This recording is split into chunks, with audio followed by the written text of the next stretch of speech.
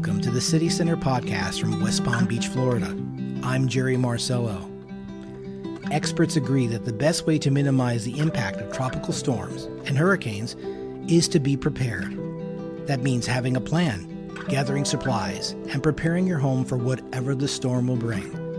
But while we focus on our homes, we often overlook our lawns and landscaping. Leaves, branches, and other vegetation can become your number one headache during and after a storm, breaking windows, clogging storm drains, and generally wreaking havoc. The city wants to help its residents get ahead of this recurring problem with a program that gets your lawn in shape long before the first storm clouds threaten. Joining me today to talk about it is Calvin Williams of the city's Public Works Department and Greg Mahalko, an ISA-certified arborist with the City of West Palm Beach. Gentlemen, welcome. Thank you. Welcome. Calvin, let's start with the basics. Tell us about the Amnesty Days program. What does it do? When is it happening? First of all, Jerry, I just want to appreciate the opportunity to share this vital information with the residents here at the City of West Palm Beach regarding Amnesty Week. Amnesty Week is May 6th through May 17th. This is the time where the residents can prepare for the upcoming hurricane season. The city is offering residents the chance to dispose of any unlimited amount of vegetation during Amnesty Week. Residents can cut their vegetation and place it curbside in front of their property for our sanitation team to collect it on their scheduled service day at no additional cost. That is very important, Jerry. Note that only tree branches not exceeding 4 feet in length and stumps no larger than 12 inches in diameter will be accepted. All right. Well, you mentioned how important it is to gather vegetation before hurricane season arrives. Greg, why is that important?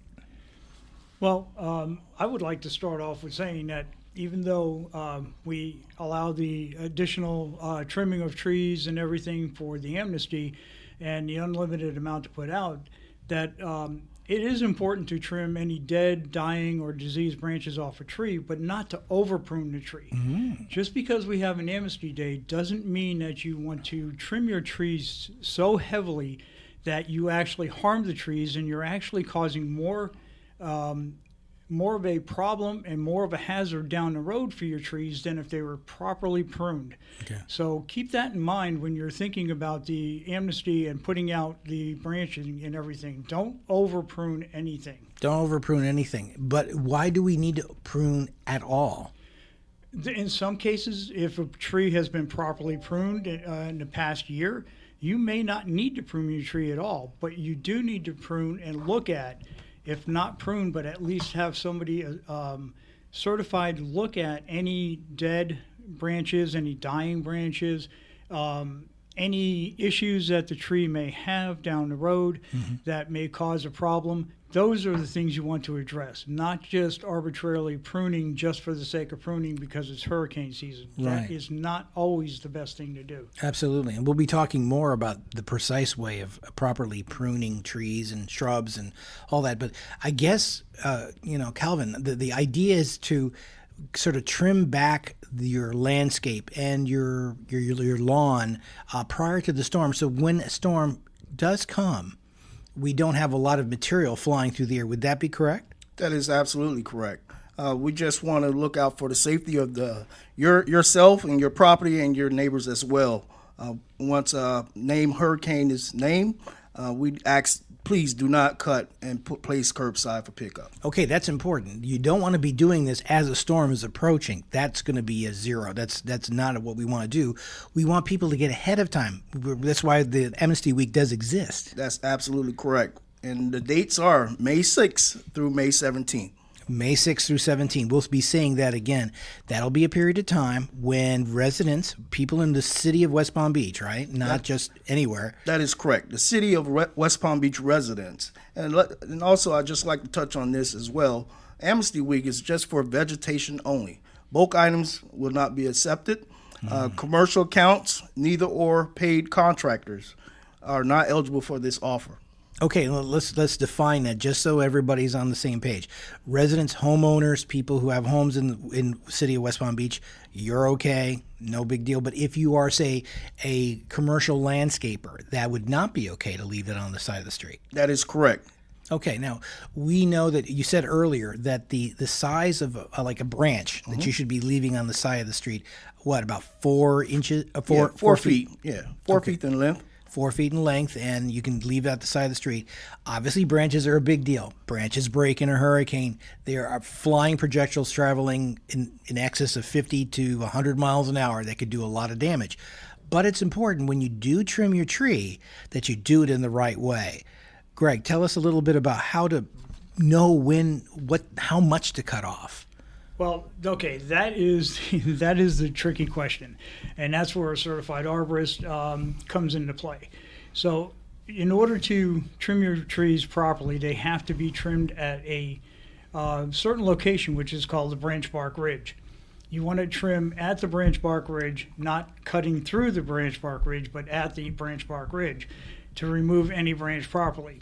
What this does is it allows the tree to form a wall inside, right around that cut area, right where the branch is attached, and it forms what's called coated. That's compartmentalization of disease in trees.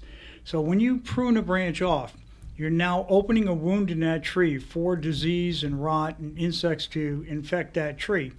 Properly pruned, this will form a wall inside the tree called the coated that will stop that rot and disease from going further into the tree. It will stop it at that point.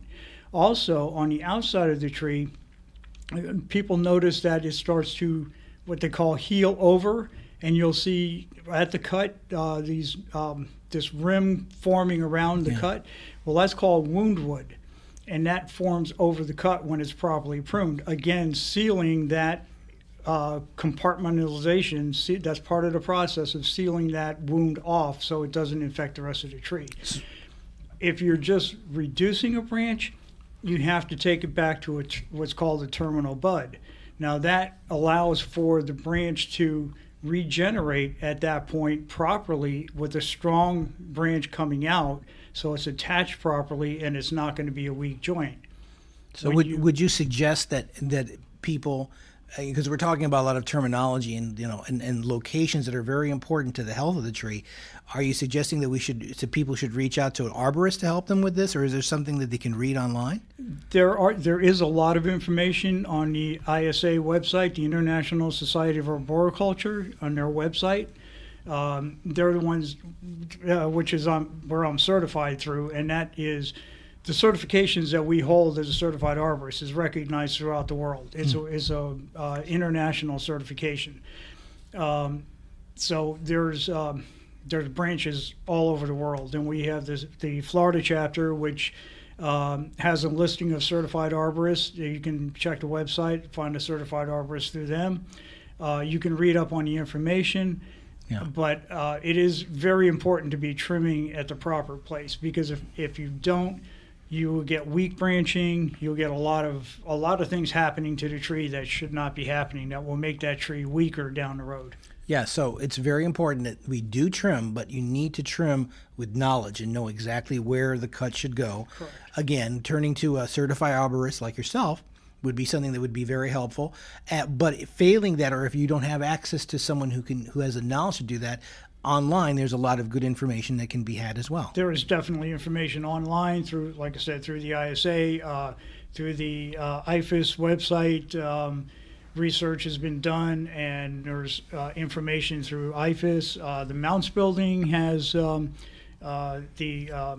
arborist out there that can help. So there's a lot of resources that you can look for and find that will help you learn how to trim a tree properly, or at least get the knowledge that if somebody does come out and offer you a really cheap price, look out for that, because chances are they're going to hat rack the tree and leave the debris for you to clean up. Got to be really careful with that, and you'll have problems down the road. And then it will cost you more money to have the tree trimmed properly to try and alleviate some of the damage that was done. Now, that's an important pro tip.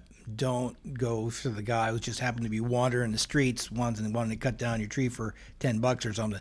You got to get someone who knows what they're doing to properly trim it so that it stays healthy, has the best opportunity to avoid infection and issues later down the road, and frankly, be stronger when a storm does come. Correct. Long branches and being very tall or being a large canopy tree is not necessarily the problem. Branches tend to, when a wind blows, if it's pruned properly and thinned out correctly, the wind will blow through it. And as the branches wave in the wind, they're going to beat up against each other and buffer each other, and that helps keep the branches from breaking. So you don't want to take too much off, otherwise you're going to have branches just waving around in a breeze with no buffering to help them stop from breaking. So Right. they rely on each other to stop the breakage. Those are great tips. Now, what else can you offer us?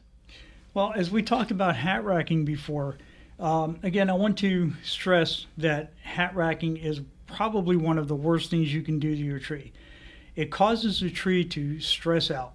And when the tree gets stressed out, it starts to shoot out leaves and branches in all the wrong locations. The branching will be improperly attached, making for weak branching down the road in the future.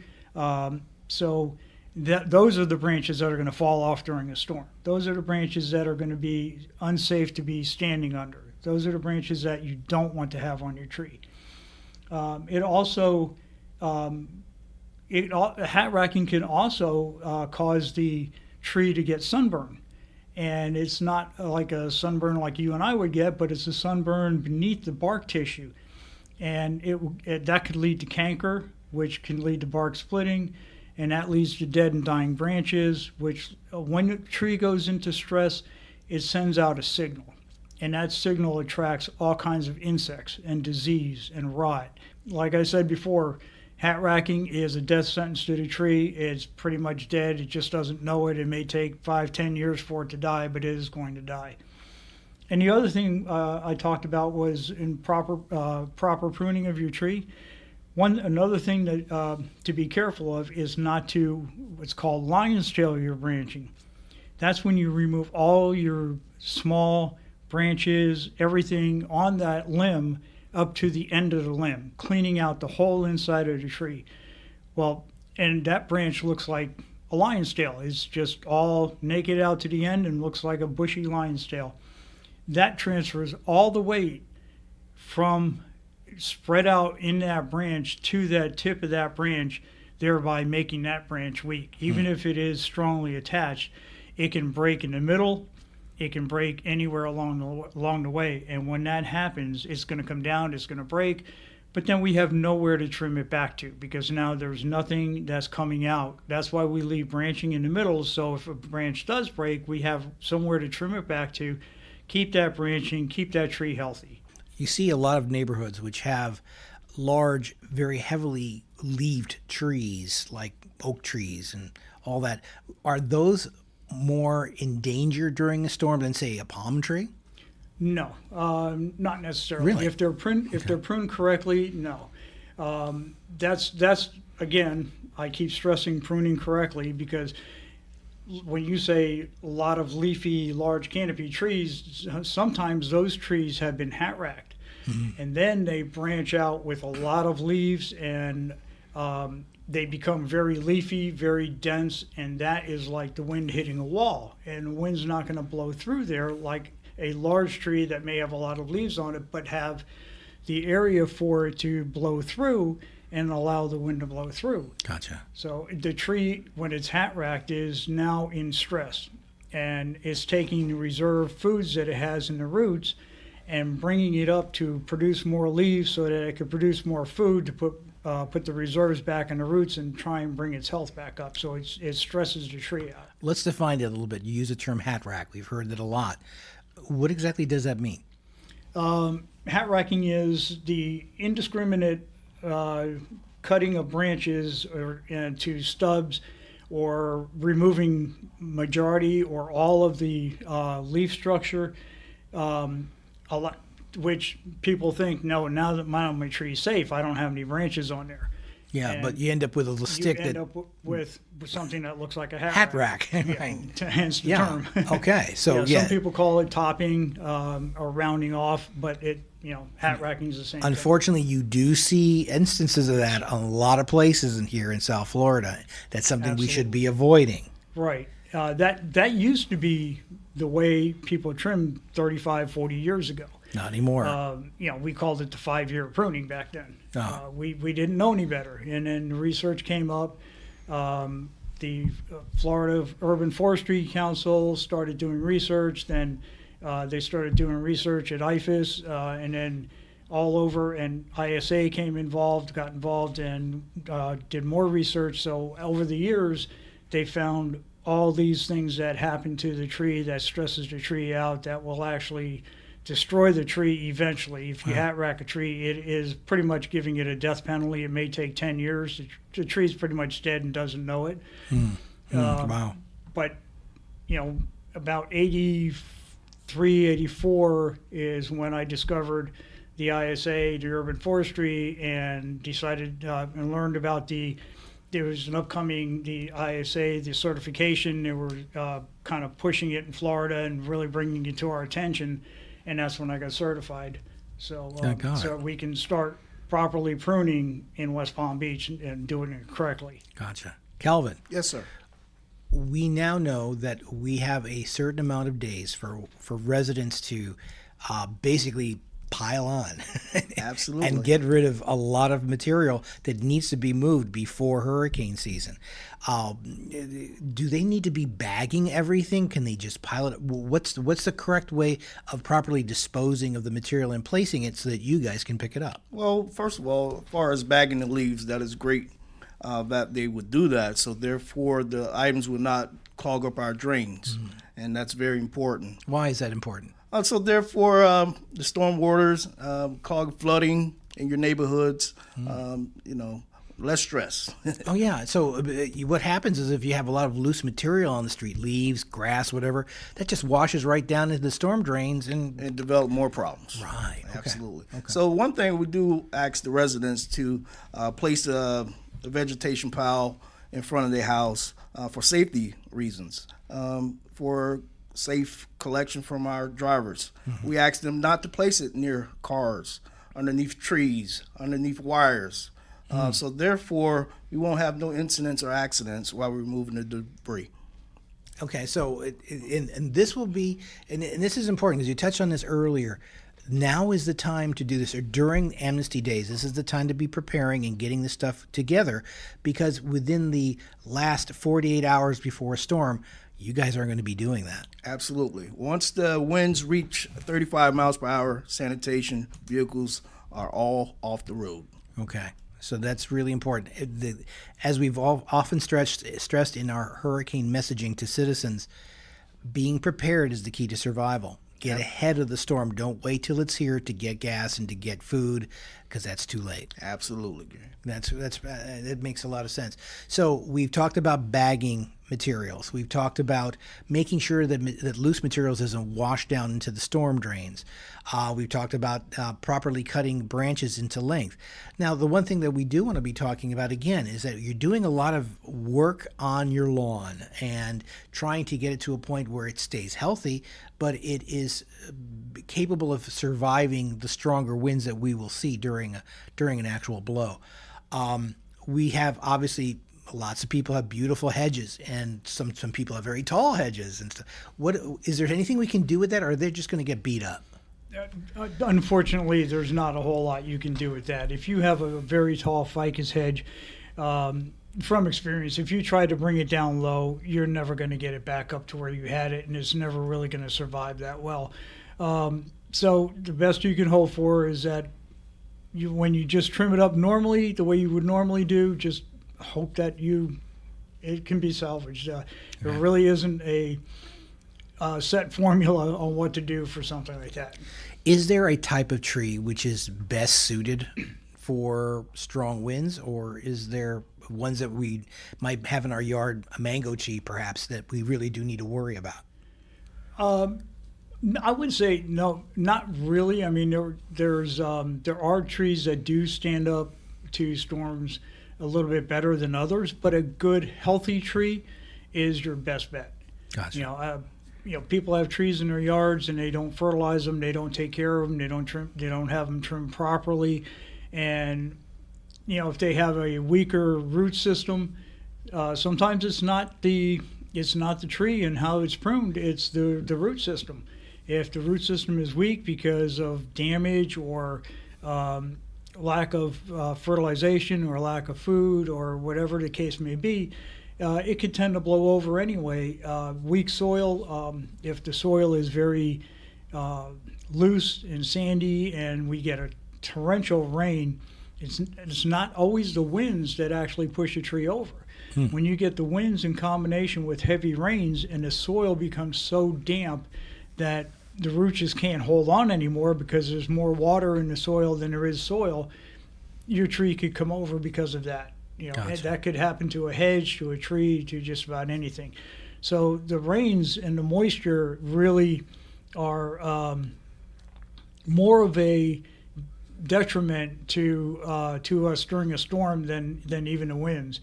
I've seen every hurricane and tropical storm and everything since 1979, and I think the worst damage I've seen was during a tropical storm. Even some of the worst hurricanes we didn't get as much damage as tropical storms because the rains that we had. And Right. we had some trees come over. We had some very large ficus and banyan trees in Dreher Park come over. Yeah. Fortunately, we were able to stand them, and they're still doing fine. And that brings up a good point. A lot of people go, oh, well, if it's not a major hurricane, if it's not a Category 4, Category 5, I'm fine, no big deal. What you're saying is that the sort of a hidden danger is in the sheer amount of water that might come down and saturate the ground and weaken the root system of the trees. Correct, yes, absolutely. Okay. That's new. And that's important. So we've covered a lot of different items here as far as how we can take advantage of this program. What other things, Calvin, do we need to tell folks about being prepared or taking the best advantage of the Amnesty Weeks that are coming up? We just want to let everybody know, and the residents here at the city of West Palm Beach, please take advantage of this opportunity. Anytime after Amnesty Week, there is a charge for large piles that exceed 4 by 4 by 18. So it's a great opportunity during Amnesty Week, which is May 6th through May 17th. If Gotcha. you need more information, you can reach us at our website, wpb.org/public works, or you can email us at publicworks@wpb.org, or contact us at 561-822-2075. I could not say it better myself, Calvin. Thank you. Greg, we've covered a lot of ground about trees, and you have been here since the late 70s. You've seen it all. What one bit of advice would you want to give to residents of West Palm Beach in preparation of getting their lawns and landscaping ready for a possible tropical storm? Well, as far as getting lawns and landscaping, just do your normal maintenance. You don't need to over trim anything or over prune anything because, for one, it'll just overburden the sanitation department with needless debris that doesn't really need to be picked up. And two, it'll take longer for your hedges and shrubs and everything to recuperate once everything is done. Because the landscaping itself, normally there's not a whole lot of damage to that. It's usually things blowing around, people leaving things laying on their lawn. They forget to bring their chairs in. They forget to bring in a small pot. They forget to bring in something like that. I think there's probably more damage with that than there is even from tree branches coming down. Yes, have I seen that? Yes, I've seen tree branches come down. I've seen trees come over. I've seen trees, yes, up against a house, which I hate to say, I hate to see it, but those things do happen once in a while. But overall, like I said, I've been here since '74. My first hurricane was in '79. And wow. The amount of times that has actually happened has been very, very minimal. Gotcha. And I feel that West Palm has been blessed with the way the storms have come into us and everything. And I think we just have a And I've got to say it because I am really proud of this city. We have a very, very strong recovery system in place for recuperating after a storm and cleaning the streets and getting our major roads open for police and fire and emergency vehicles and things like that. And I am very proud of what we do. That's fantastic. And finally, Calvin, just to touch base again, if people want to learn more about Amnesty Weeks and what they need to do to be prepared, the website's available at WPB.org/publicworks, and then you got a couple others. Yes, you can email us at publicworks@WPB.org, or you can contact us via telephone 561-822-2075. Greg and Calvin, thank you so much for coming here today and letting us know about this program. Hopefully people will take advantage of it and be a little safer this hurricane season. Thank you. Thank you, Jerry. Thank you for inviting us. And thank you for listening to this podcast, direct from City Hall in West Palm Beach, Florida. We hope you've enjoyed our conversation today. And if you did, please subscribe. Let your friends know that we're here. We also want to hear from you. Tell us what topics you would like to know more about. Just drop us a note at podcast@WPB.org. The City Center Podcast is a production of the City of West Palm Beach Communications Department. I'm Jerry Marcello. We'll see you next time.